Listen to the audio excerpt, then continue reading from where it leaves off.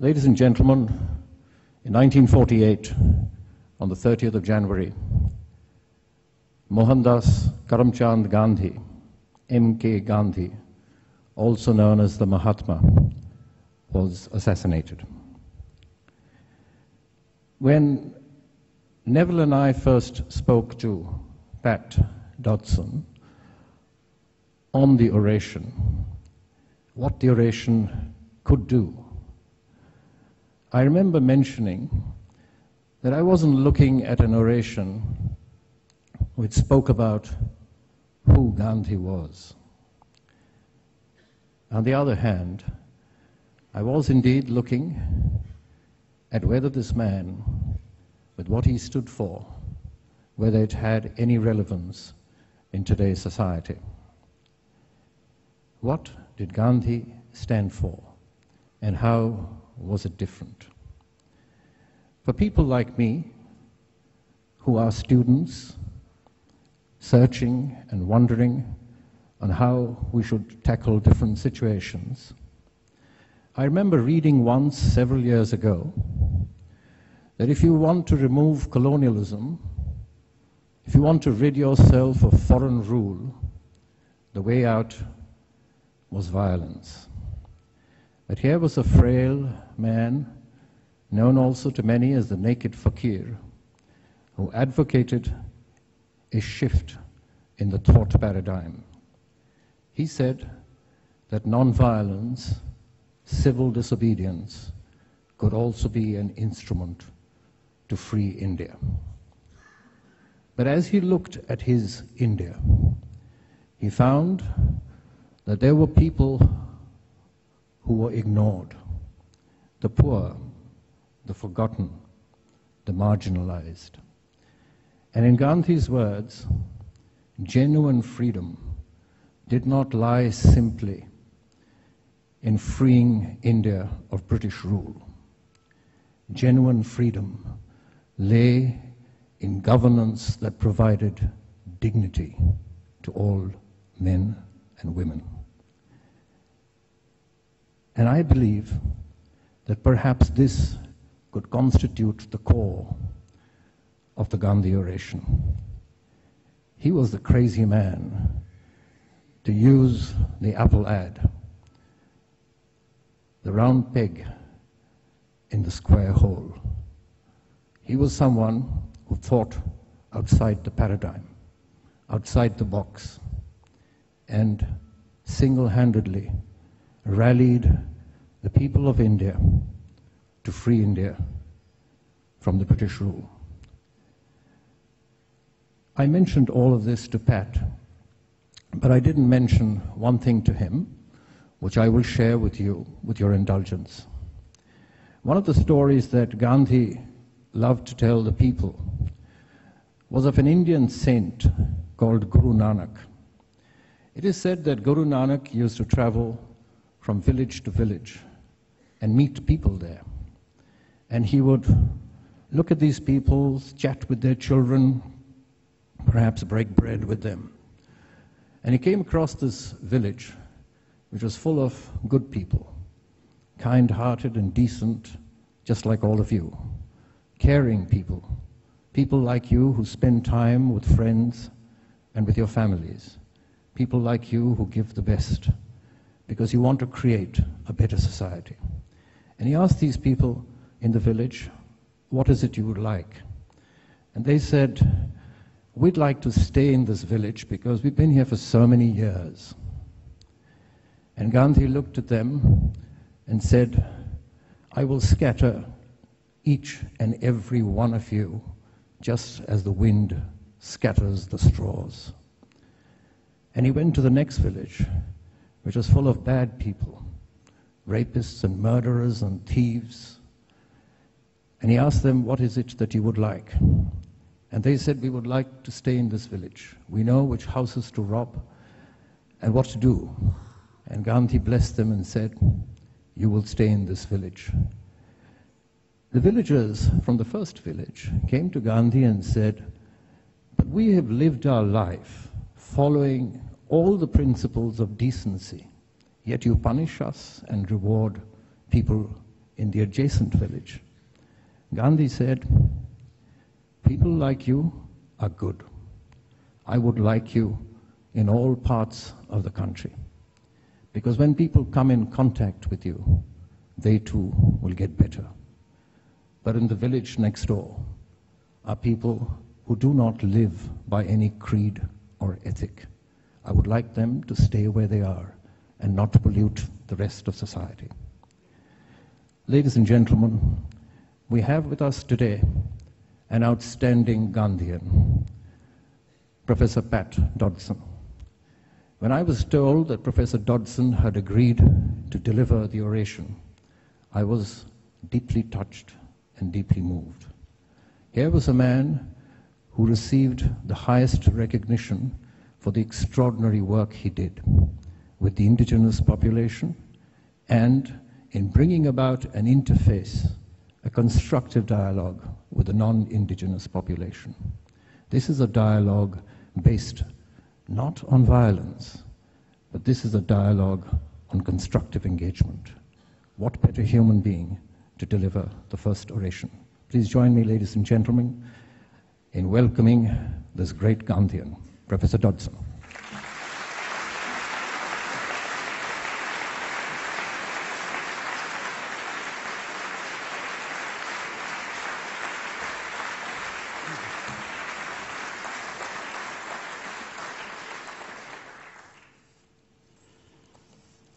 If I had any trepidations before the Vice-Consul's comments, I certainly have greater ones now. I should say in my language, Ngaji Gurijan, that is, how are you all?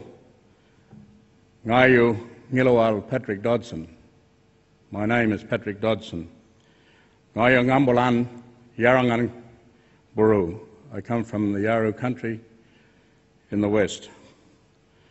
I acknowledge the Bendigal and Gadigal peoples of the Eora Nation, on whose lands we are gathered and on which this fine university is built. I acknowledge the Consul General, Hamat Dasgupta, Premier of New South Wales, Barry O'Farrell, Vice-Chancellor and Professor Fred Hilmer, Vice-Chancellor Academic Richard Henry, Neville Roach of the Australian Indian Society, University of New South Wales dignitaries and other distinguished guests. When the Vice-Chancellor Fred Hilmer and Neville Roach generously invited me to deliver this inaugural Mahatma Gandhi Oration, I felt not only humbled by the great honour at having been asked to undertake the task, but also apprehensive as to my own ability to do justice to the achievements of a man whose physical well-being left the world on this day 64 years ago, but whose life and achievements have inspired every human rights struggle that has been undertaken on this earth since his death in Delhi in 1948. When one is given the honour of delivering an oration that has been created to honour and recognise great people and their achievements, there is bestowed a great responsibility to not only give just and fair acknowledgement to the work and reputation of the person for whom the oration is named, but to interpret the values, lessons and messages that are the true legacy of that person of greatness that they have bequeathed to us and to later generations. So first, let me acknowledge that I am not an expert on Gandhi or his teachings. There are no doubt many here who are far more familiar with Gandhi's writings and teachings and are better placed to give scholarly interpretation to his work. Gandhi's philosophy of non-violence included satyagraha, I hope I've got that right, the removal of tyranny through civil disobedience, and Swadeshi, the economic boycott of foreign goods. At the same time, he lived by his ideals and ethics and devoted himself to a higher purpose, satya, the search for truth. Mohandas Gandhi did not invent the concept of pacifism, non-cooperation, non-violence and peaceful resistance solely as a weapon to achieve political outcomes. He certainly personified and applied such concepts to an extraordinary level to himself and for the freedom of India. For Gandhi, the essence of non-violence as a technique was to liquidate antagonism, but not the antagonist. He believed such values were essential for the future humankind in a world rebuilding itself after 2 world wars and engaging in the drivers of modernity, that is, global trade and resource exploitation. Like all great thinkers, Gandhi looked at history to help define his philosophy of political struggle. And the great Russian writer Leo Tolstoy wrote in his letters to a Hindu in 1908 that he believed that the use of love as a weapon was the only way in which the native Indians would be able to remove the colonial oppression of the British Empire.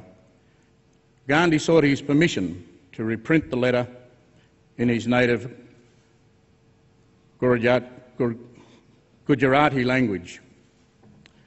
In Gandhi's words, "I thus began to call the Indian movement Satyagraha, that is to say, the force which is born of truth and love or non-violence." Gandhi never received the Nobel Peace Prize, though he was nominated several times. His contribution to peace, however, is not diminished by the absence of an accolade. Gandhi's legacy to peace endured in the inspiration he gave other great leaders like Martin Luther King Jr., Nelson Mandela and Aung San Suu Kyi, all of who were influenced by Gandhi and their own struggles against tyranny and oppression and racism. But what of our experiences with oppression and tyranny in Australia? The Vinegar Hill Rebellion in 1804, the uprisings in the Victorian goldfields in the 1850s, which led to the Eureka Stockade, even Ned Kelly's attempt to set up the Republic of North Eastern Victoria, all failed because the main avenue chosen was an unequal violence confrontation between government and the oppressed. It is notable that in the most successful challenges to oppression and injustice by Aboriginal people in Northern Australia, the Pilbara strikes in 1946 and the Gurindji people's walk-off from the servitude of the Vesti properties in 1966 had parallels with the non-violent resistance used by Gandhi. In both instances, the strategies used so effectively by Gandhi, the removal of labour, boycott of economic activities and non-violent opposition, were used by leaders to resist attempts by those with power and money to force Aboriginal people back into the cages of oppression and slavery. Vincent Lingiari succeeded with his walk-off where the Bunuba resistance leader, Jundamara, could not with his guerrilla warfare. The spirit of resistance that Jundamara stands for today still burns bright. But in the stand of the Gurindji, we see how the armoury of resistance was adjusted to include non-violent forms of protest. I'm also reminded of the leadership shown by my dear friend Michael Long, a star AFL footballer from the Northern Territory, who embarked on foot from Melbourne to Canberra, seeking an answer from those in political power to the question, where is the love for my people? Michael had sore feet at the end of his 700-kilometre trek, and I'm sure that Gandhi may have had similarly been affected after his long salt march to the sea. There are other examples where Aboriginal people have resisted attempts by the state and others to trample their rights without resorting to violence and the use of brute force. Nookenbar in the Kimberley, and the Tent Embassy in Canberra springs to mind. Though recent events in Canberra may have tainted this perception of the Tent Embassy for some. It would be simplistic, however, to condemn outright the behaviour of protesters associated with the Tent Embassy last week, without considering the sense of oppression that some of our people still feel towards our governments on a whole range of matters. I will always condemn bad manners and unnecessarily aggressive behaviour by whomever, but I will also defend people's rights to assert their political position and try to look at the heart of why people feel so oppressed that they feel violent confrontation is the only recourse to the resolution of their position. Each nation's journey is different, and each person's experience within the nation is unique to the truth of their own circumstances. In life's journey, time, circumstances, or fate can take us in many different and unexpected, perhaps disconcerting directions. My own life has taken several directions. Its foundations have often been highly influenced by events over which I had very little control. My parents both died when I was within 3 months of each other in very tragic ways in the early 1960s. I became a ward of the state and the property of the Native Protector, who, but for the will and struggle of my older sister, would have sent me to a mission home, leaving me cut off from my family, my community and my culture. While in her care, I ran away to go droving with a friend I knew from the Katherine Northern Territory area. But like Gandhi's initial endeavours to establish himself in practice in Bombay, my droving career was short-lived and a career possibly unsuccessful. I was retrieved from the camp by a family friend, returned to Katherine and sent off to exile in Victoria to a Catholic boarding school for boys at Monterey College in Hamilton on the vast sheep breeding plains that had been named Australis Felix by Major Thomas Mitchell a century before, but which had been the ancestral lands and waters of the Aboriginal people of that region for millennia. It was in Victoria that I learnt about difference, race, and the importance of learning. It was here that I gained an understanding of the society which had been overlaid on the domain of the Indigenous society of my own family, and where I became more and more aware of the consequences of government policies. With this learning began an analysis of the future directions and the burden of the opportunities that fate and circumstances had placed before me. The needs of others, as against individual fulfilment, had been well planted in my formation at this point. But on reflection, the tension between what profession to choose in order to meet the physical and the spiritual needs of others, as well as myself, was part of a false binary, with great emphasis on the religious necessities and the practical needs being relegated to a secondary position. I will always be grateful for the education I received at Monterey and to the many lifelong friends it bequeathed to me. The years of further learning and study after leaving Monterey were spent within the constraint and ambivalent embrace of the Catholic Church in the period leading up to my ordination and my work as a practising priest. But like many others who had embarked on a similar journey, I soon found myself at the crossroads, confronting an intersection of political, cultural and religious divergence.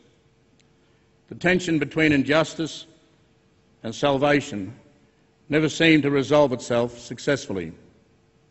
In my mind, there was a need for my people to hear the good news of spiritual redemption, but also the practical liberation of improving their lives for themselves and others through the alleviation of poverty and redressing injustice. I chose the path of political and social activism and sought to underpin the values and principles of my activism with the spirituality and culture of my Aboriginal heritage. This did not mean that charity and good works were not a necessity. I regret that I've never been to India or been a student of its ancient history, religions, traditions and diverse cultures. Nor have I studied Indian colonial history, its transition to nationhood, or the modern developments that this great nation has been able to achieve. As an Aboriginal child growing up in Katherine in the Northern Territory, India was an exotic place, as distant and far removed from my reality as England was. What little I knew of India, I learnt from social studies and geography lessons at primary school, and from what I saw at the picture shows.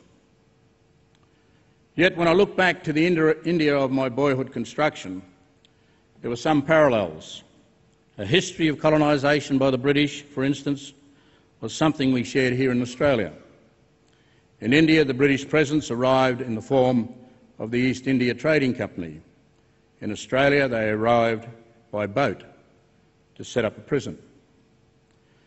It is perhaps ironic that the ship which first brought the British naval captain James Cook to the eastern shores of this continent in 1770 and began our colonial experience was named the Endeavour. Ever since that April day when the Aboriginal people of Australia, represented by the people of Botany Bay, and the colonising peoples, represented by Cook and his crew, we two peoples have been locked in an endless endeavour, that endeavour to come to terms with each other's place on this continent. The modern Australian nation has, of course, come a long way since then, and we have taken many positive steps together in terms of improving Indigenous and non-Indigenous relations. The goodwill and support shown by everyday Australians in our journey towards reconciliation has been a very important part of the gains that we have made. However, as a nation-state, we have not succeeded in achieving a just accommodation of the truth concerning the sovereign Indigenous peoples who occupied this continent prior to the arrival of the British. While it may be convenient for some to want to forget this point, it nevertheless remains that the Australian nation that came into being in 1901 was founded on a historical legacy of colonial dispossession and silence about the presence of Indigenous people. As a nation, we may have the possibility, should we go to a referendum, to address this by recognising the Aboriginal and Torres Strait Islander peoples in the Constitution of Australia. But even now, in the second decade of the 21st century, full and proper recognition of the status of the Indigenous peoples as the first peoples, with rights and responsibilities that go with that status, is regarded with alarm by some within our country. This is despite the fact that countries like Canada, New Zealand, Norway, demonstrating that it is possible to agree and give substantive recognition to Indigenous peoples without that recognition leading to the downfall of the nation-state. Indigenous Australia has never been recognised as equal people in their own lands. Australian courts have generally ruled that we are subject to the jurisdiction of the settler state. Our own customary laws, which have sustained our societies for millennia, have been set aside and discarded as worthless. The wealth of the nation-state of Australia what it enjoys comes from the exploitation of our lands and waters. The price of this has been our dispossession and displacement and our dependent relationship with the nation-state. Australia is one of the wealthiest nations of the world, yet we seem incapable of lifting the vast majority of Indigenous people in this country to anywhere near parity on any social indicator with non-Indigenous Australians. In the midst of the mining boom, many Aboriginal people are finding immediate relief from the poverty besetting many of our communities by gaining employment in the mining industry. But I question whether in the long term our participation in unbridled exploitation is not in fact adding to the diminishment of our custodial responsibilities to humanity, global sustainability and resilience. It is 20 years since the handing down of the Royal Commission report into Aboriginal deaths in custody, and yet we are still overrepresented in state prisons and institutions. On average, we are dying 10 to 17 years younger or earlier than other Australians. Our national government presents a different face when dealing on the international stage to what it does domestically in their treatment of the Aboriginal and Torres Strait Islander peoples of this land. And I struggle with this hypocrisy, particularly when they seem happy to intervene in the affairs of other countries, but become very defensive when criticised for their treatment of the First Peoples of this land.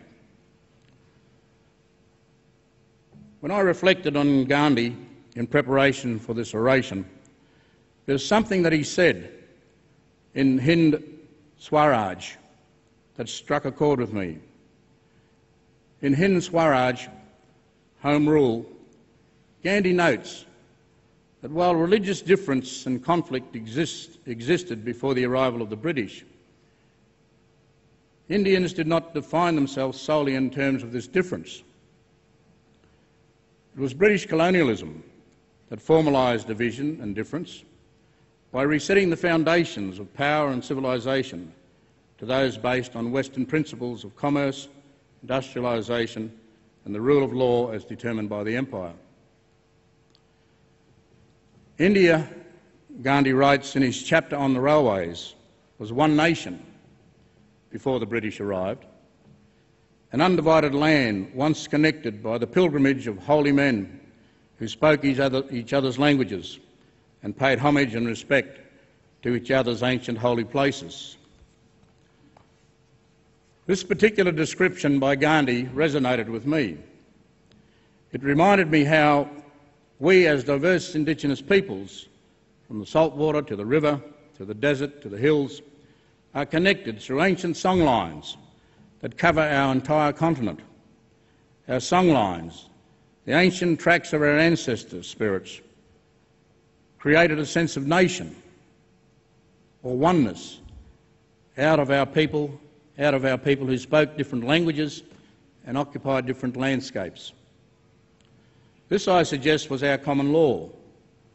It was a law system that emanated from what we in the Yaru say from our Bulgarigara, from the time before time began. A social, religious and legal code that informed our kinship system, predicated our rights and obligations to country and created common bonds and obligations. The nationhood we experience was not of the design of the empire. Despite our highly complex social systems, our customary laws and territorial organisations, we were deemed to lack the polity with a system of property rights that the British could equate with their own. So it was that the land that our ancestors had occupied for thousands of years was declared terra nullius, a land belonging to no one. This legal doctrine prevailed until the High Court overturned it in 1992 in the landmark Mabo case. But our own customary law, which sustained our societies for millennia, remains subjugated to laws of the settler state. Native title claimants must, under this system, abdicate their unique commonality for adjudication by courts and lawyers. Our history has dictated that we, the original owners of this land, must share our country with people from many other lands. We acknowledge this reality, the need to share and recognise the interest of those who have come and now occupy and exploit our lands and waters. Yet this understanding is not always understood, shared or reciprocated.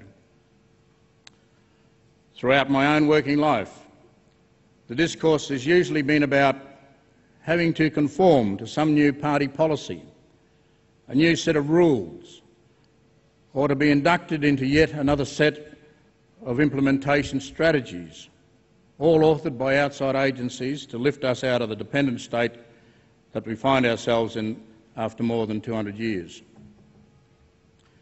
If there is any parallel with Gandhi to get the empire out of India, it would be the desire to displace the authoritative position of the public service from the lives of the Aboriginal people, so that some of the values that have underlined our society prior to the British occupation might again find useful expression and contribute to our resilience.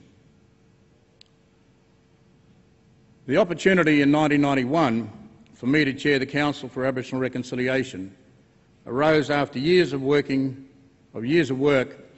along with others in trying to achieve land rights for our people and to get federal laws to deal with Aboriginal heritage and to have national representative entities established in the hope of governing our affairs. It was also recommended out of the Royal Commission into Aboriginal Deaths in Custody, in which I was one of the commissioners. A formal process of reconciliation coming soon after the promise of a treaty by the Labor government was seen as an opportunity to improve our relationship. But the divisive debate that followed the High Court decision in the Wick case in 1996 challenged the resolve for reconciliation. In Wick, native title was found to coexist with the grant of a pastoral lease. Yet this recognition of coexistence where the rights of the leaseholder still prevailed was met with a legislative regime under John Howard's 10-point plan that eroded our rights, ensured extinguishment, which is an abhorrent concept in customary Aboriginal law, and made sure that was a feature of the native title. Under the Howard Coalition government, we saw a shift in reconciliation away from what was called the rights agenda towards practical reconciliation. Reconciliation, it seems, was redefined as a provision of practical measures to address discrepancies in the socio-economic status rather than the root causes of our exclusion.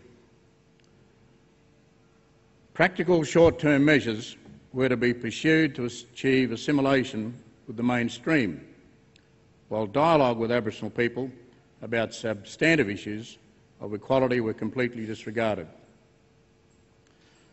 The polemics of the rights and responsibility discourse were posited as opposing binaries, effectively reducing to a clash competing ideologies what should have been for us a constructive discussion of our collective failures to address the historical inequity and exclusion experienced by Australia's Indigenous peoples and the disadvantage to which this gave rise. I was disheartened when when Aboriginal people when our suffering was politicised and used by those in privileged positions to gain kudos or to score political points in the media. More and more we were being defined in the language of disadvantage and gaps, portrayed in the media as impoverished welfare mendicants, dependency, incapable of uplifting ourselves from a state of disadvantage or social malaise, despite the largesse of the nation state. There is no doubt in my mind that there is a need to ameliorate disadvantage, reduce welfare dependency and address abuse and the debilitating social problems experienced in Aboriginal communities. I do not disagree with Noel Pearson when he says there is a need for our people to take responsibility and eliminate dependency.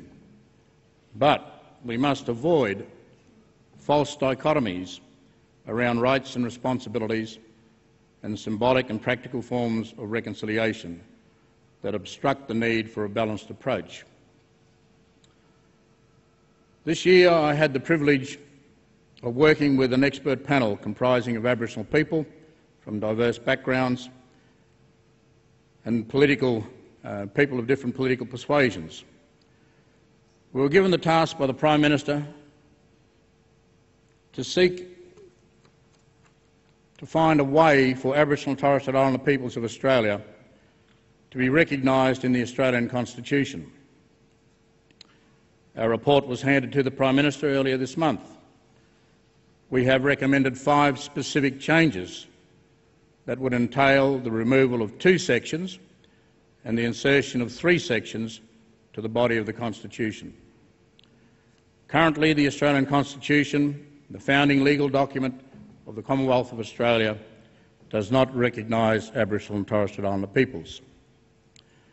Aboriginal and Torres Strait Islander peoples were not involved in the discussions about federation, nor were they included in the constitutional conventions that led to the drafting of the Australian Constitution. When the Australian Constitution was passed by Westminster Parliament in 1901, the only 2 express references to Aboriginal people in the Constitution related to our exclusion. Section 127 excluded us from being counted in the Commonwealth census, while Section 5126 stated that the Commonwealth could make laws for all races other than the Aboriginal race in any state. In 1967, the Australian people voted overwhelmingly to repeal Section 127 altogether and amend Section 5126 to enable the Commonwealth to make laws for the people of any race for whom it was deemed necessary to make special laws. However, Section 25, which gives the states the ability to disenfranchise people on the basis of race, still remains in our Constitution today. Problems still arise with having a race power under Section 5126. The dilemma is that Section 5126, that is in its current form, enables the Commonwealth to pass laws that can adversely affect any group of people by virtue of their race, including Aboriginal peoples. Yet without this head of power, laws such as the Native Title Act could not be passed. The task of recognition was complicated by the fact that preambular recognition, the form of recognition most expected to be put forth, is not as straightforward as originally thought. The challenge before the panel was how to recognise Aboriginal and Torres Strait Islander peoples and their unique place in this nation and provide the Commonwealth with the power to pass laws for us without resorting to the outmoded identifier such as race. For this reason, amongst us, the panel proposed a new head of power called Section 51A. This new section would incorporate a statement of recognition similar to a preamble and also gives the Commonwealth Parliament the power to pass laws for Aboriginal and Torres Strait Islander peoples. In this way, if there are legal consequences to the inclusion of a statement of recognition, they would be limited to the new section and not impact other sections of the Constitution. The panel also recommended that a non-discrimination provision, Section 116A, also be inserted in the Constitution. Such a provision provides for formal equality by prohibiting discrimination on the grounds of race, colour, or ethnic or national origin, but still allows Commonwealth and state parliaments to pass laws to address forms of inequality or disadvantage for any group of people, if required. Such special measures could otherwise be referred to as forms of affirmative action. This is not a one-clause Bill of Rights, nor is this proposition something that is radical or new. The constitution of countries such as Canada, South Africa and India all contain similar non-racial discrimination provisions to that which the panel has proposed. Such a provision would bring us into step with international standards. The expert panel has been criticised for overextending its reach by proposing such a recommendation. There will, of course, be some who argue against and some who will argue in favour of such a provision. No doubt there will be those who reject both constitutional recognition of Indigenous peoples altogether and who will regard our task as a waste of time. For some of my own Indigenous peoples, our recommendations will not have gone far enough. For other Australians, it will appear to have gone too far. On this point, I can empathise with Gandhi, who left the second round table of negotiations in London in December 1931 disheartened by the tone and direction of the negotiations. I hope, however, that we as a nation can have an informed and mature conversation about such matters without resorting to division and divisive commentary or cheap political point scoring. Ultimately, to achieve any of these requires a referendum to be conducted that delivers a double majority. That is, a majority of voters and a majority of states. This, of course, comes after the proposition to be put to the voters and the states have been agreed to and a law passed by the Federal Parliament.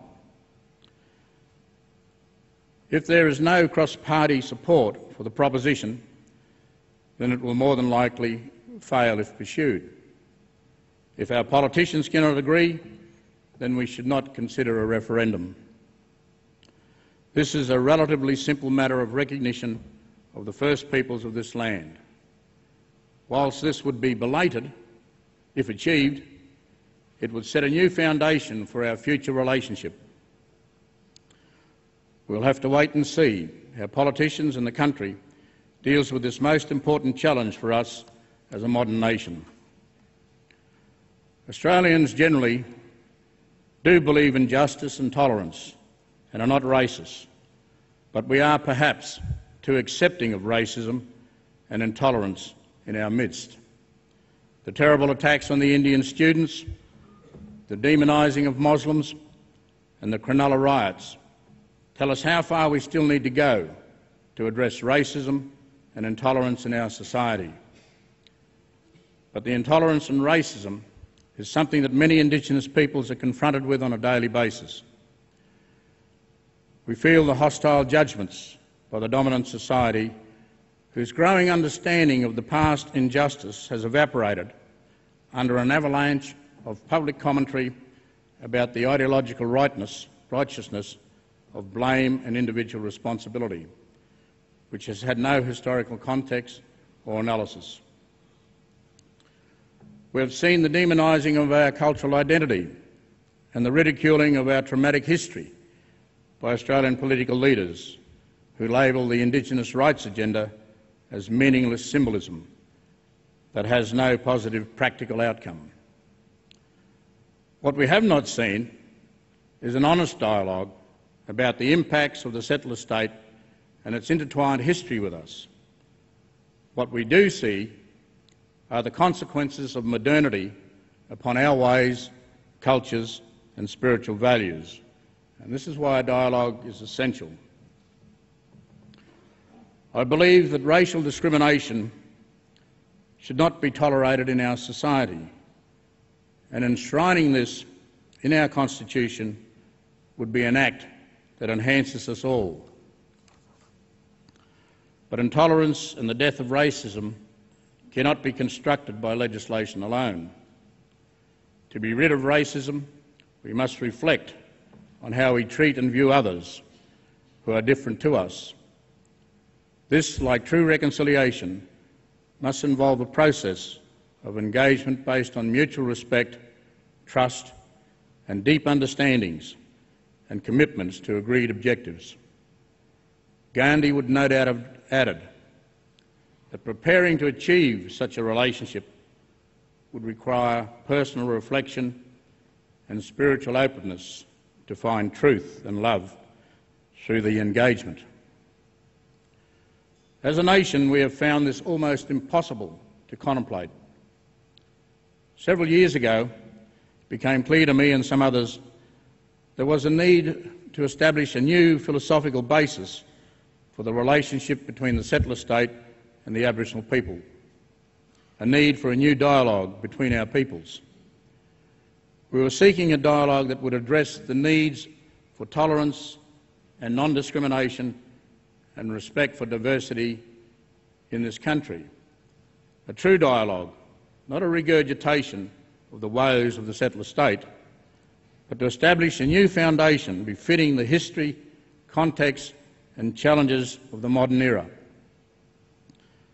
So too, in more recent times, Aboriginal people have sought a full and open dialogue about how this nation can incorporate Indigenous knowledge systems and experience into how we are to deal with the damage that has been done to our environment and landscape.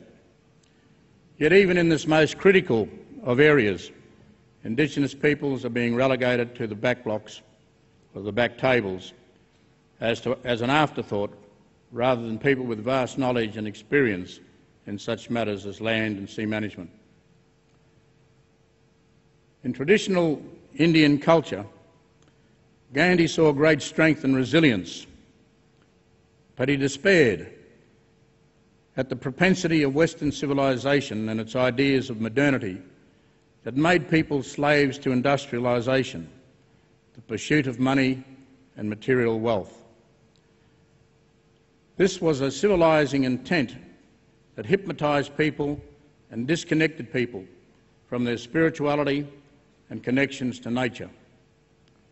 The consequences for Indian peoples of British colonialism and the pervasive spread of commercialised modernity was not lost on Gandhi.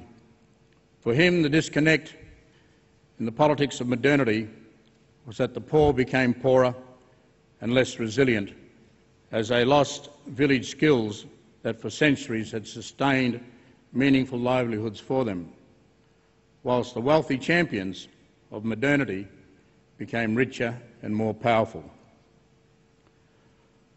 One of Gandhi's greatest skills was his ability to expose the inequities of a system that spoke of equality but never delivered it. We should draw from this insight and rethink our approach of development at all costs, driven solely by market imperatives or because it is deemed good for the economy. There is a need for ecological and social balance to be restored, not only to ensure our resilience, but our very survival as human beings. There are many challenges facing this country today, including the future management of our lands and seas, which is overshadowed by global warming and our own past poor management of lands, waters and forests. We are capable of meeting these challenges with our science, technology and imagination.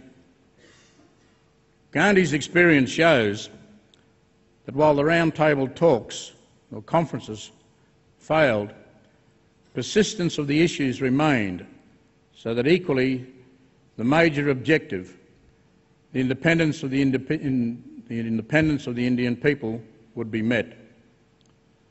The trademark of the British to divide and conquer and then rule via a restructure of peoples was evident in the lives of Gandhi, who understood well how unified India required respect for diversity. He saw no value in a nationalism that promoted division between Muslim and Hindu. On the granting of Indian independence on the 14th of August 1947, Mr. Nehru said, "On this day,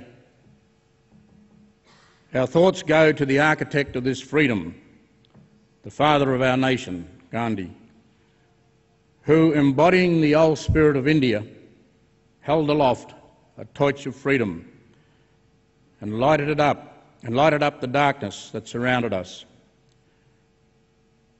We have often been unworthy followers of his and have strayed from his message. But not only we, but succeeding generations will remember this message and bear the imprint on their heart of this great son of India magnificent in his faith and strength and courage and humility. We shall never allow that torch of freedom to be blown out, however high the wind or stormy the tempest. Kalia.